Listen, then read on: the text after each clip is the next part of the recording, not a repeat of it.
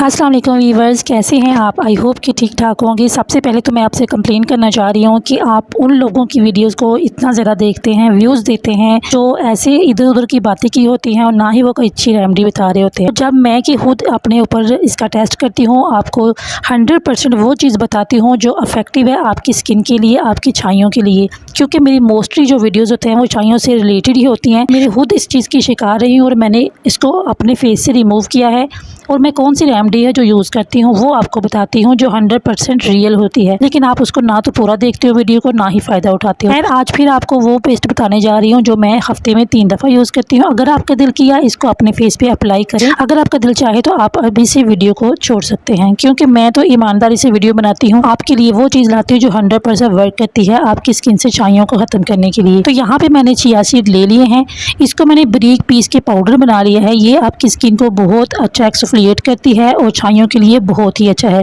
Chia seed आपको market से कहीं से भी मिल जाएगा।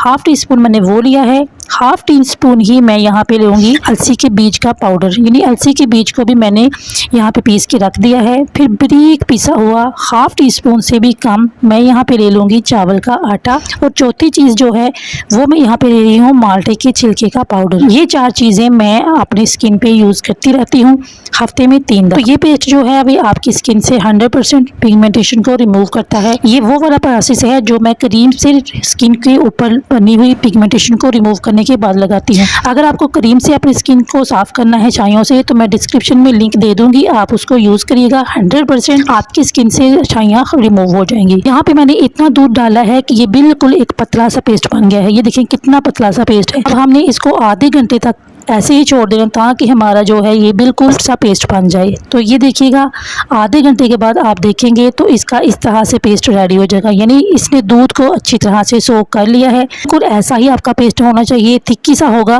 और ये आपकी स्किन के लिए बहुत ही अच्छा है।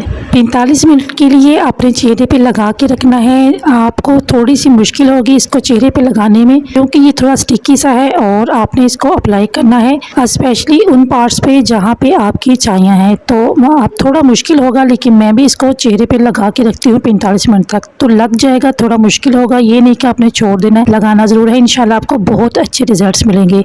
वीडियो अच्छी लगी हो लाइक करें, चैनल को सब्सक्राइब करें। अल्लाह हाफिज़।